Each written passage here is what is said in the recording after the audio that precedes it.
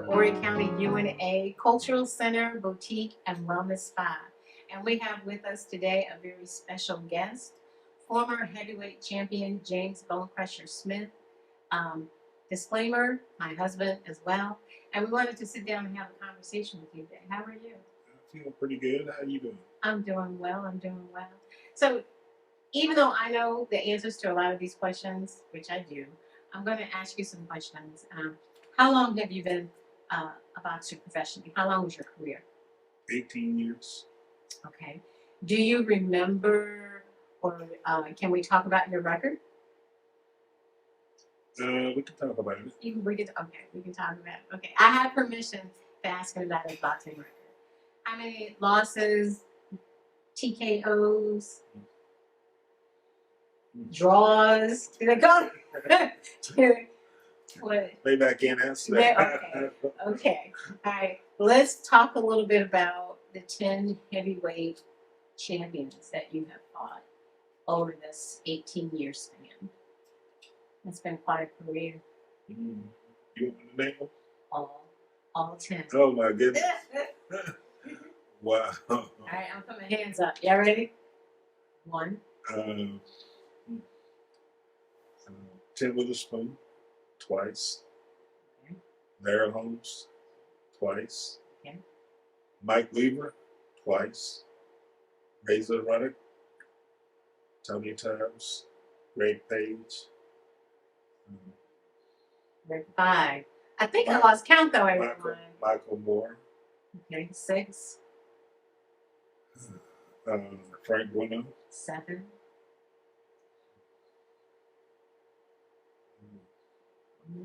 Did you say Weaver? Yes. What was Tony Tubbs? Yeah. Let's say Greg Page. I don't remember Page. Yeah, Greg Page. Okay. We're both seniors, Frank, we're having a moment. Frank Bruno. Frank Bruno, we spoke about him. That's London. Yeah. Yeah, that's the great London fight where you were in the airport and everyone said, you know. How many is that? That's about. I'll be honest, but it's been a lot of fights and quite a career span. You are known as a boxer who started when a lot of boxers are actually in retirement phase. And that's when you actually started your career. Talk a little bit about that. Well, a lot of people ask me what makes Bonecrusher different. And I was the first in some categories. Mm-hmm. And you like to talk about that sometimes. I was the first. When I won the title, I won it on the first round knockout against Tim Witherspoon, the guy I had beat me the year before. The night I won the title, I became the first heavyweight to win the title at Madison Square Garden. Became the first college graduate to become heavyweight champion of the world. And then the next year, in '87, I became the first guy to take Mike Tyson 12 rounds. Okay. So let's go back a little bit. You grew up in North Carolina, Magnolia, North Carolina. Small town, country boy, right? Mm-hmm. What was your childhood like growing up in Magnolia? We grew up on a farm, small farm, sharecropper farm. We grew tobacco was the main product. Corn, peanuts. No, wait a minute. Okay, let me stop you. Okay, so I did a little bit of tobacco too when I was younger. I did. I helped the cousins out a little bit. So were you the guys up in the top of the barn, or were you? No, it was the ladies that were doing the pulling. And you better not mess up because they have a rhythm that they go with. We went in the field and we cropped what they call crop tobacco. Okay. And we pulled it off the stalk, the leaves off the stalk, put it in a drag, what they call a drag, a wagon. And we take it to the barn, and then the ladies would loop it. Oh, yes. I remember that looping. You better not miss the beat, because they'll take your hand.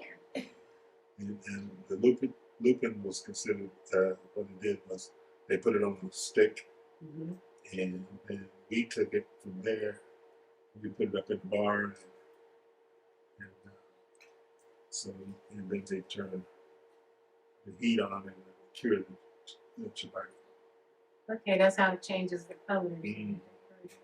Okay. So I did, and you're absolutely right. We speak often, and I do like to tell the story, excuse me, about the history that you have contributed to the state of North Carolina. And that history had not necessarily been recognized before. And I went to the Mayor Van, and had a conversation with her, and I asked her, we Mayor Van, along with her staff, I would say within a few days to a week, had established a proclamation and put that history in the North Carolina records, which was absolutely awesome. Yeah, which was absolutely awesome. Let's talk also a little bit about, we spoke about the 10 heavyweight champions that you fought. The fight that seems to stick with a lot of people, besides for the night that you won the title, is the Tyson. Would you agree? Mm-hmm. Okay. Yeah, I try to forget about that. You did? Which one? Well, not the night you won the title. Tyson fight. Okay. All right. Let's talk about the title fight first. How did you feel the night that you won the title? What was that feeling? Very good, because how the fight came about. I was training to fight another guy in Fayetteville, North Carolina, and I get a call from Don King and Bonecrusher.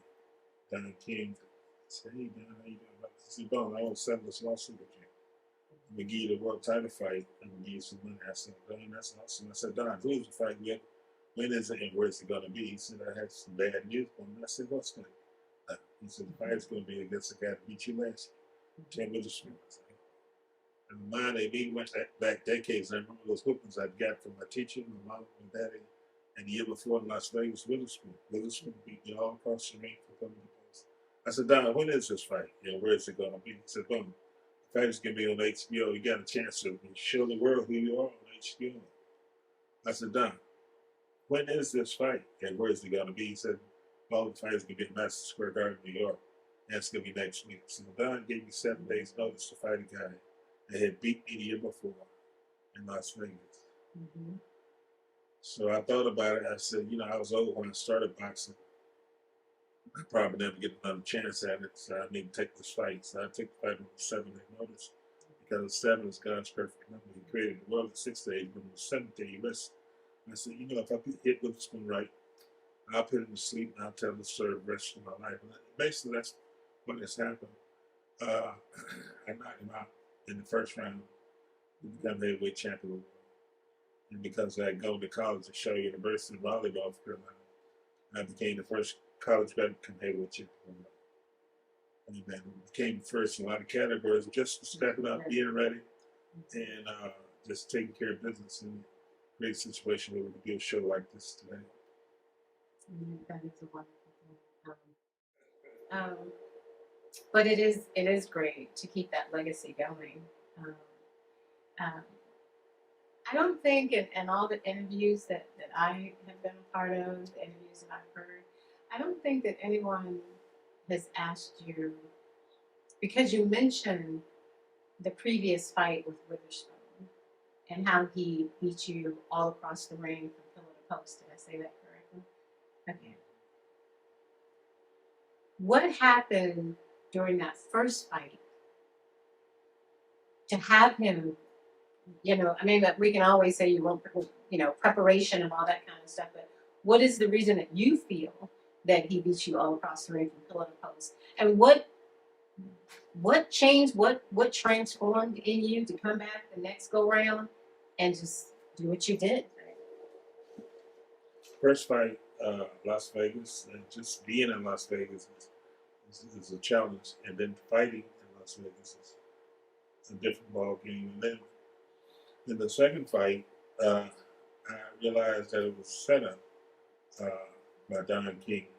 And, he was trying to look out for his fighter, Witherspoon. And the whole situation was a setup, and I was mad, really, about that situation. And once you get mad, you can do things. A lot of times when people get mad, they do bad things or make bad decisions. but I encourage people to make good decisions. I wrote a book called Mad Make a Decision. I'm an author Yes, too. you did. Yes, you did. And a reverend. Reverend James Bonecrusher. Yes, and so I encourage people to make good decisions, and basically that's what I did that night. I made a good decision. I'm knocking the swing down 3 times in the first round. The champ. It changed your life forever. Yes. All right. Now let's talk about the Tyson fight. The one that you prefer not to talk about. Mm-hmm. Let's examine it, because we can be out at events, you know, it really doesn't matter. And it's always a conversation starter about the Tyson fight. I think a lot of people they see that and they remember that and they feel like had I did a little more, I could have knocked Tyson out as well. Tyson was smaller than me, and I had just much, maybe more experience than him and bigger and stronger. And then looking back, I feel like had I taken it to him, I could have taken him out as well. So you agree? I think that's really noble. I think is a good word, because in order to move forward, even in life, you have to sometimes take a step back and examine. And one of my former supervisors, wherever you are out there, they called it critiquing. So you critique yourself and you look at the ups and downs, pros and cons, and see maybe where it could have been different if I would have done this. Right? You agree? Okay. In speaking about your title fight and about the Tyson fight, what would you want your legacy to be? How do you want people to remember Bonecrusher? I think what if I had to encourage people in a certain way, I would tell them that choose what you would like to do in life and work hard at it. And if you work hard enough at it, you become the best in the world, become a champion in your own right. So there's possibilities for everybody. I agree. And we travel and we talk to students all up and down the East Coast. We're definitely interested. I've taken a group of students to Costa Rica. We'd like to do some more international traveling. I would like to go to Costa Rica. Yeah. Okay, it's in our basket. What's that called? The basket list or the checklist? We want to put that on there. Check it out. Bucket list. Yeah. We are also kicking off, which is our show today, the James Bonecrusher Smith Show, and we want to make sure, besides for being here at the Wellness Spot, where we focus on good health and well-being, which is the total package, mind, body, and spirit, and talking to a former athlete is definitely a reflection on taking care of yourself and taking care of your body. But the James Bonecrusher Smith Show also focuses on mentoring. We champion for kids. Yes. Right? Okay. Can I do a commercial? Sure. I just got involved with a company that helps people. And I think if you use the product, you will live longer and feel better as you live longer. So if you get a chance, look at my website, which is... Oh my, here he goes. All right, get ready. Okay. moremito.com. It's moremito.com/Bonecrusher. One more time. moremito.com/Bonecrusher. They have two products, two main products that helps you feel good and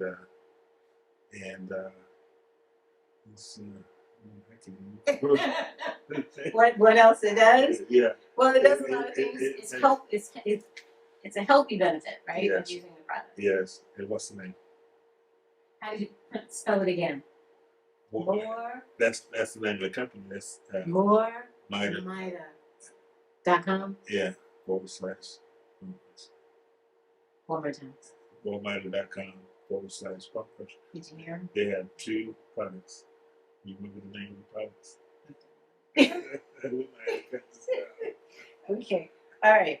So, in speaking about health and wellness, and for those of you who do know Bonecrusher, he does love to support and advocate for healthy products and things like that. So that is good, and so do I with the spa that we have here, the wellness spa. As a former athlete that did fight professionally for 18 years, your physical condition, mental condition, the body goes through so much. Because one of the things that you told me was that, it's obvious you're in a ring with someone who's actually trying to kill you. Well, they could. Mm-hmm. The potential is there. Mm-hmm. And how does the body sustain all the pressure that it takes, all the hits that it The takes? preparation was the hardest to me, and it's a lot of hard work on the legs and the knees. I've had 3 knee replacements. Had surgery on my ankle, surgery on my foot, surgery on my brain, surgery here, there, and everywhere. Yeah, it's a lot. A lot of surgeries. It's a lot, and we have events and we go around to the states of different functions with a lot of other athletes as well. And the body takes a lot. The body as a whole, just regular business from day to day, takes a lot. Their body takes a whole different hit. Yeah, that's correct. It's a good way to say it. The next thing I want to talk about, in speaking about health and wellness, is trauma. Your body also there's trauma endured in what you did. Do you see that? Do you ever have flashbacks of fights, or good or bad? Yeah, and not only in the ring, but I've also seen some things, heard some things that has traumatized me, and these parts are helping to deal with those issues.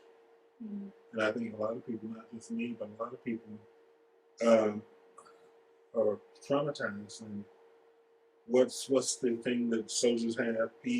Post-traumatic stress disorder. Yeah. And you're a veteran as well. Yes, and we have developed that. And I don't think you have to be a veteran to witness that, experience that. So people go through that. So you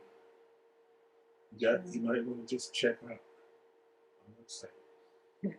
Okay. He's advocating again. He's advocating.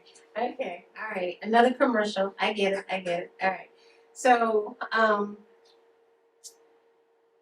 with that being said, and each thing that we talk about, it does seem to connect with the next question about giving yourself a minute for yourself to kind of refresh, recharge, and let's pull from your reverend side and giving yourself permission to take a moment for yourself. Do you give yourself that time?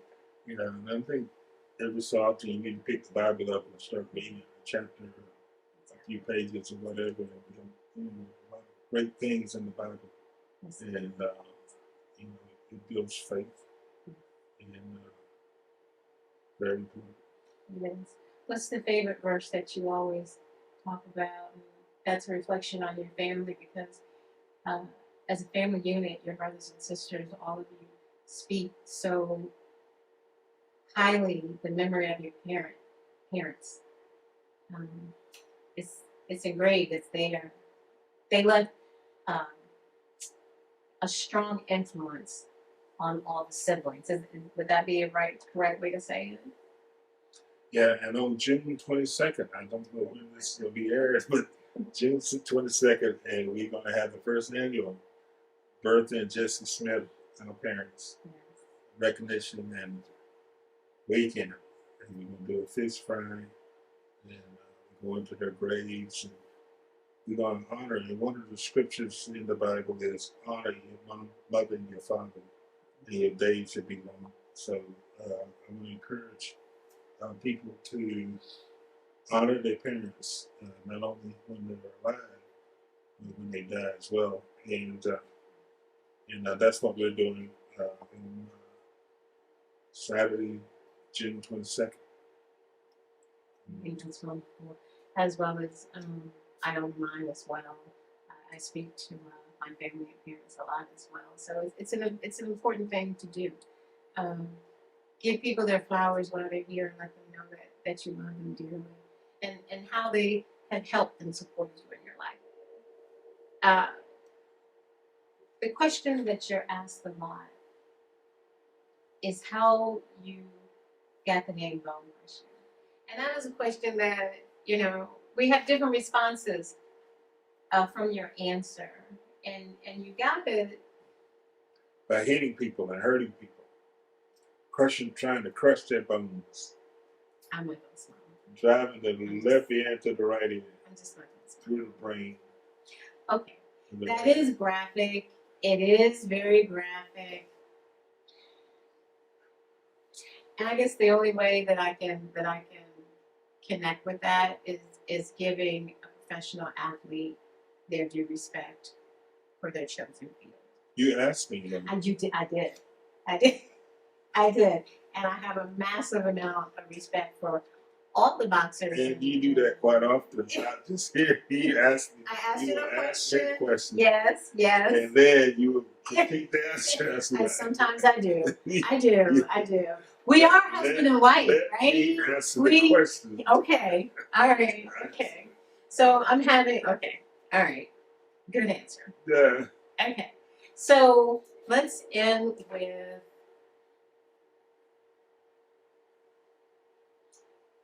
what we're currently doing, the types of missions that we're on now.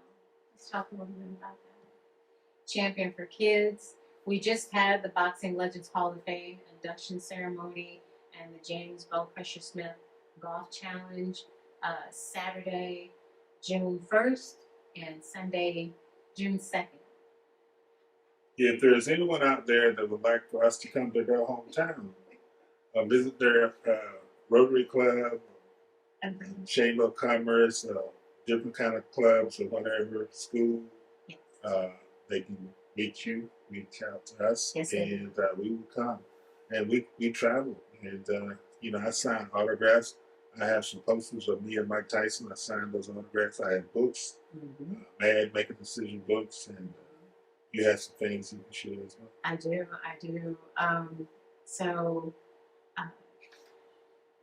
James, we know, is a former heavyweight world champion. And then my work includes, which is why we are in the Horry County UNA, which stands for United Nations Association. I have a chapter here, Southern Palmetto State Chapter.